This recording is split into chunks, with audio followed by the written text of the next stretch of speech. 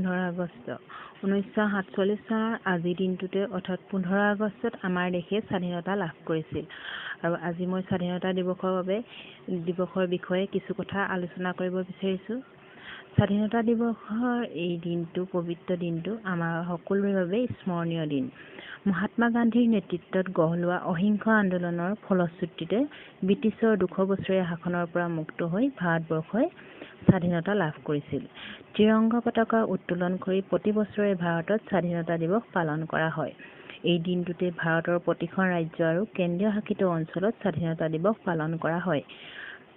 15 আগষ্টৰ আগদিনাখন ভাৰতৰ ৰাষ্ট্ৰপতিয়ে সকলো দেশবাসীক উদ্দেশ্যি ভাষণ প্ৰদান কৰে আৰু স্বাধীনতা দিৱসৰ দিনা ভাৰতৰ প্ৰধানমন্ত্ৰীয়ে দেশৰ ৰাষ্ট্ৰীয় পতাকা ঐতিহাসিক দিল্লীৰ লালকিল্লাত উত্তোলন কৰি ভাষণ প্ৰদান কৰে আৰু সেই ভাষণত দেশৰ বিগত বৰ্ষৰ খতিয়ান দাঙি ধৰাৰ লগতে প্ৰয়োজনীয় বিষয়বোৰ উত্থাপন কৰি অধিক উন্নয়নৰ প্ৰতিশ্ৰুতি আগবঢ়ায় আৰু ভাৰতীয় স্বাধীনতা আন্দোলনৰ নেতাসকলৰ প্ৰতি শ্ৰদ্ধা আগবঢ়ায় আৰু ভাৰতৰ ৰাষ্ট্ৰীয় সংগীত জন গণ মন গোৱা হয়।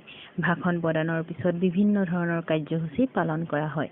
এনেধৰণৰ কাৰ্যসূচী পালন কৰি ৰাজ্যৰ ৰাজধানীবোৰতো নিজ নিজ ৰাজ্যৰ মুখ্যমন্ত্ৰীসকলে পতাকা উত্তোলন কৰে।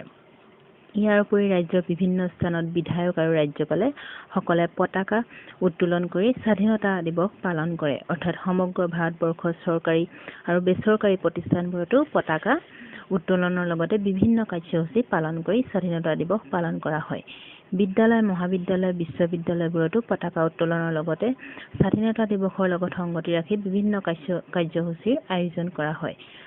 আনকি প্ৰৱাসী ভাৰতীয়সকলেও বিশ্বৰ বিভিন্ন ঠাইত স্বাধীনতা দিৱসৰ আয়োজন কৰে।